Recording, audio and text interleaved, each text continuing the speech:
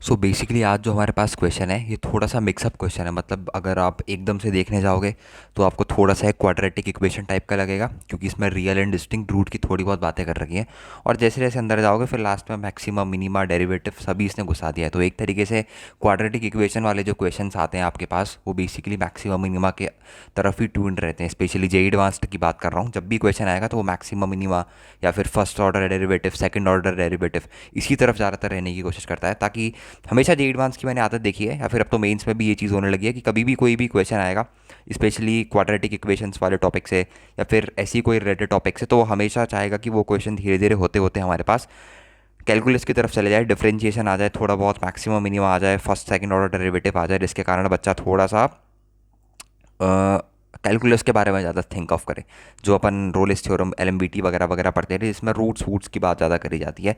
तो क्वाड्रेटिक का कहीं ना कहीं लिंकेज अगर आप देखोगे जेई एडवांस्ड में, तो वो अपने पास कैलकुलस या फिर डिफरेंशियल कैलकुलस के साथ ज़्यादातर होता है। जैसे ये वाला क्वेश्चन है, इसमें एक वहम ये हो सकता है, कई बार तो होता है कि क्वेश्चन पढ़ते पढ़ते कई चीज़ें समझ नहीं आती है, इसीलिए बोलते हैं कि अपनी रीडिंग हैबिट्स जो है वो काफ़ी अच्छी करनी पड़ती है। जैसे फॉर एग्जाम्पल इस क्वेश्चन को पढ़ के देखते हैं। ये क्वेश्चन बोल रहा है कि हमारे पास एक पॉलिनोमियल है जी एक्स जिसके रियल कोएफिशिएंट्स हैं, ठीक है। एम जी जो है, अब यहाँ पर एम जी आपको बता रखा है कि एम जी का मतलब क्या है। यहाँ पर वो जो फिजिक्स में होता है ग्रेविटेशन फोर्स, बॉडी वेट का फोर्स, एम जी, वो चीज़ अपन को नहीं लेनी है। एम जी बोल रहा है कि एम जी डिनोट करता है number of distinct real roots of G x polynomial के जितनी भी रियल एंड डिस्टिंक्ट रूट्स है उसको एम जी डिनोट करते हैं। एम और सबस्क्रिप्ट में जी लिखा है। तो एक सेट दे रखा है हमें पॉलिनोमियल्स का, वो सेट अपन को दे रखा है, कुछ इतना बड़ा सा एक सेट दे रखा है। अगर अपन इस सेट को यहाँ पर लिखूँ मैं, तो सेट अपन को कुछ इस तरीके से दे रखा है। यहाँ पर दे रखा है एक्स स्क्वायर माइनस वन का होल स्क्वायर, और ये इंटू में कुछ बकवास सी चीज़ A zero plus A one of X square, और फिर sorry A one of X, फिर A two of X square, plus फिर यहाँ पर दे रखा है ए थ्री और एक्स क्यूब, और A one at zero A two A three, इन सारी चीज़ों के बारे में अपन को कोई भी चीज़ नहीं बता रखी है। मतलब कुछ नहीं बता रखा है, बस एक सेट दे दिया है पॉलिनोमियल्स का। बस बता नहीं रखा है कि ए जीरो क्या है, ए वन क्या है, ए टू क्या है, ए थ्री क्या है। बस कोएफिशिएंट है और रियल नंबर को बिलोंग करते हैं। ऐसा भी हो सकता है कि ए थ्री जीरो हो जाए, या फिर अगर ए थ्री जीरो हो गया फिर क्यूबिक पॉलिनोमियल नहीं बन सकती। तो मैक्सिमम केस ये है इस सेट का कि एक सेट, ये वाला जो सेट है अपने पास, वो क्यूबिक पॉलिनोमियल बन सकता है। अगर ए थ्री नॉन जीरो है तो ये सेट क्यूबिक पॉलिनोमियल बन सकता है, क्योंकि ये वाली जो चीज़ है पर्टिकुलर, ये हर सेट में, हर उसमें कॉमन है। ए जीरो के साथ भी है, ए वन के साथ भी है, ए टू ए थ्री के साथ भी है।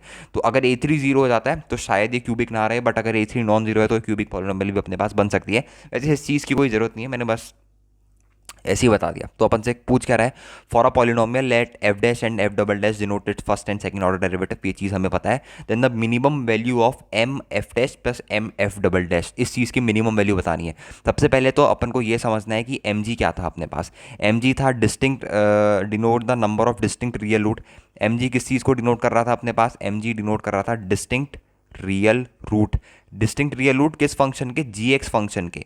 अब यहाँ पर है m F dash, m F dash denote करेगा डिस्टिंक्ट रियल रूट, या फिर अपन सिर्फ एफ डैश ही लिखते हैं। एफ डैश क्या डिनोट करता है, डिस्टिंक्ट रियल रूट। मतलब एफ डैश के कितनी डिस्टिंक्ट रियल रूट्स हैं।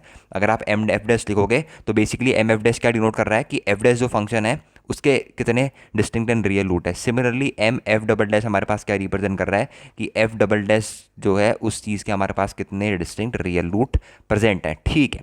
तो अपन को क्या कैलकुलेट करना है, डिस्टिंक्ट और रियल रूट ही कैलकुलेट करने हैं एफ डैश और एफ डबल डैश के। तो सबसे पहले तो अपन क्या करते हैं, ये जो सेट है इसको डिफरेंशिएट करते हैं, क्योंकि बिन डिफरेंशिएट करे अपन को कुछ समझ में नहीं आएगा। और ये वाली जो चीज़ दे रही है ना, इसके बाद वाली चीज़, इसके बारे में अपन को कोई नॉलेज नहीं है। तो इस चीज़ को डिफरेंशिएट करके भी आप कुछ प्रोडक्टिव नहीं निकाल सकते। तो अगर इसको मैं कुछ लेमडा क्लेम कर लूँ अभी थोड़ी देर के लिए, क्योंकि यार यहाँ पर या तो हमें A not, A zero, A one, A two, A three, इन सब की वैल्यूज़ पता होती, इनके बारे में अपन को कुछ पता नहीं है, तो इसका डेरिवेटिव मैं कर नहीं सकता, ठीक है।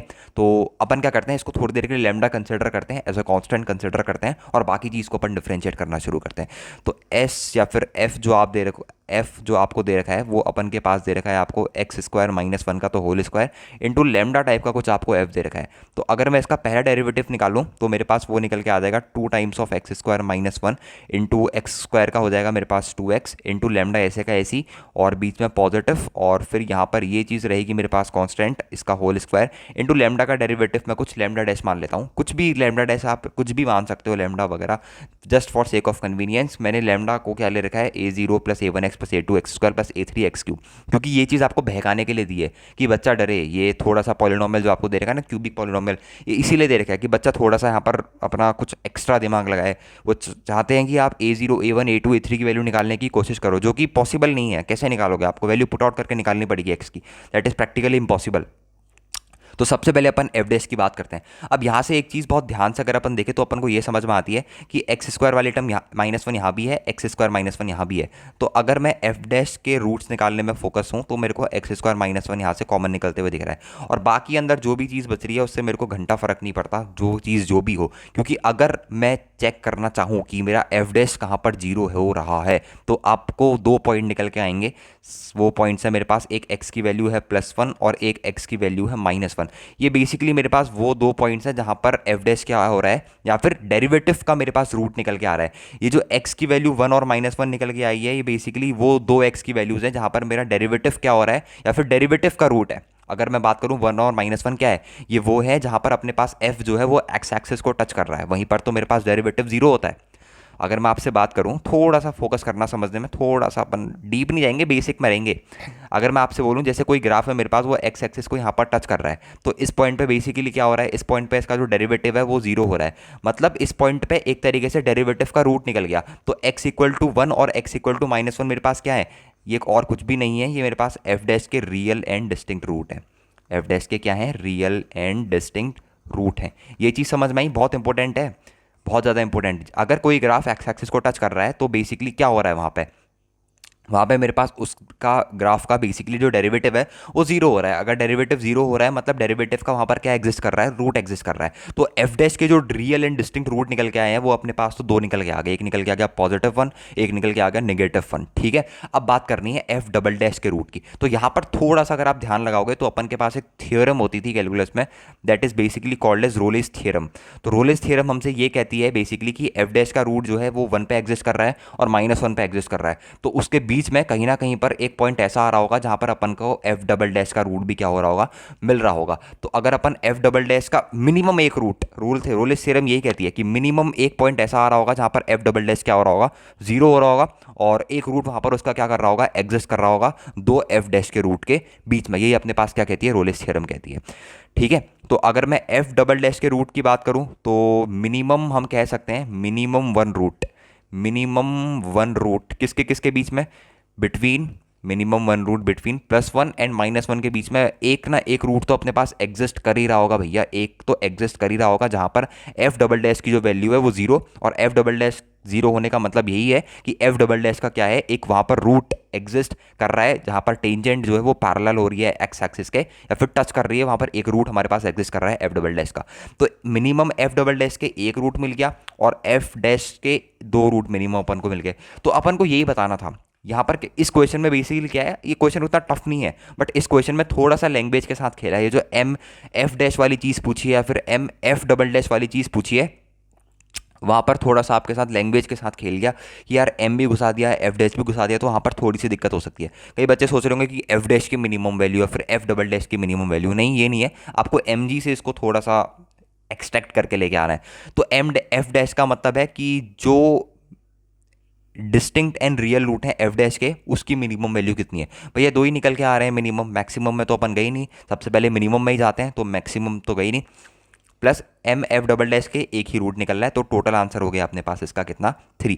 वैसे ये क्वेश्चन लेने के पीछे मेरा यही मोटिव था कि आपको थोड़ी सी अगर लैंग्वेज भी, कई बार क्या होता है जेईई एडवांस लैंग्वेज में भी फंसाने की कोशिश करता है, वो कुछ इस तरीके की इनोवेटिव लैंग्वेज लेके आता है जिसमें आपको दिक्कत होगी। जैसे यहाँ पर शुरुआत में एम जी पढ़ने में आपको दिक्कत होगी, उसके बाद एक घटिया सा एक्सप्रेशन जो दे रखा है आपको, इस चीज़ को पढ़ने में आपको दिक्कत होगी। ठीक है, और उसके बाद दिक्कत होगी आपको एम एफ डैश, तो ये चीज़ M F dash plus M F double dash, ये चीज़ आपके पास लिंक थी ऊपर वाली चीज़ से। तो कभी भी यहाँ से एक मॉरल ये भी निकल के आता है कि कभी भी आप जेईई एडवांस का कोई भी क्वेश्चन सॉल्व कर रहे हो तो हमेशा शुरू से लेकर लास्ट तक जो भी इंपॉर्टेंट पॉइंट्स हैं उनको हमेशा मतलब अपने माइंड में नोट करो, क्योंकि कहीं ना कहीं लास्ट वाली जो चीज़ें हैं वो कहीं ना कहीं कोरिलेट हो सकती हैं जो ऊपर वाली चीज़ें पूछी है। कई बच्चे पूरा क्वेश्चन नहीं पढ़ते हैं और सीधे लास्ट वाली चीज़ में जंप आउट करते हैं, तो कुछ चीज़ें ऐसी होती हैं लास्ट में जो समझ में नहीं आती हैं, after that they will skip the question. तो ऐसा नहीं होता, बिल्कुल लाइन से अपन को क्वेश्चन पढ़ना है और बहुत ही फोकस के होने के साथ क्वेश्चन पढ़ना है। तभी कहते हैं कि ऐसी इनोवेटिव चीज़ें पढ़ा करो, थोड़ी बुक्स पढ़ा करो जिससे आपकी जो है थिंकिंग एबिलिटी बढ़े, ताकि एग्जाम में ये सब चीज़ें आप थोड़े से सेकंड में सोच सको। और बाकी इस क्वेश्चन में कुछ भी नहीं था। ये जो चीज़ दे रही कि आपको a0 plus a1x plus a2x² plus a3x भी सिर्फ और सिर्फ एक बहम है, एक मिथ है। इसके बारे में आप कुछ भी कमेंट नहीं कर सकते। इससे अगर कुछ रिजल्ट निकल सकता है तो वो ये निकल सकता है कि s जो सेट है पॉलिनोमियल्स का वो एक क्यूबिक सेट हो सकता है, क्योंकि x³ का कोएफिशिएंट है। पर अगर a3 जीरो हो गया, जो कि रियल नंबर और जीरो हो भी सकता है, तो अगर a3 जीरो हो गया मेरे पास, तो क्यूबिक पॉलिनोमियल नहीं हो सकता, क्वाड्रेटिक या फिर लीनियर या फिर एक कांस्टेंट पॉलिनोमियल भी अपने पास क्या हो सकता है, जनरेट हो सकता है, क्योंकि x² - 1 का होल स्क्वायर वाली टर्म जो है वो सब में अपने पास कॉमन आउट है। तो यहीं से ये चीज़ सीख के जाना कि कभी भी जेईई एडवांस का क्वेश्चन है तो लाइन बारी से पढ़ना है, क्योंकि कई कबार ऐसा होता है कि बीच में कुछ चीज़ें स्किप हो जाती हैं जिसकी वजह से पूरा क्वेश्चन स्पॉइल हो जाता है। तो अगर कोई भी दिक्कत होगी क्वेश्चन में, वैसे तो बहुत इजी सा क्वेश्चन था, मैंने बस इसीलिए लिया ताकि आपको थिंकिंग थोड़ी सी और डेवलप करने की आदत हो जाए। हो सकता है कि मेंस में इस तरीके के क्वेश्चन अगेन 25 या 26 में पूछे जा सकते हैं, तो you can focus on this question also. So अगर कोई भी दिक्कत होगी प्लीज़ कमेंट सेक्शन में अपना कमेंट डालना, मैं वहाँ पर हूँ आपके दिक्कत को सॉल्व आउट करने के लिए। आज की वीडियो में इतना ही रखते हैं। Thank you, okay bye.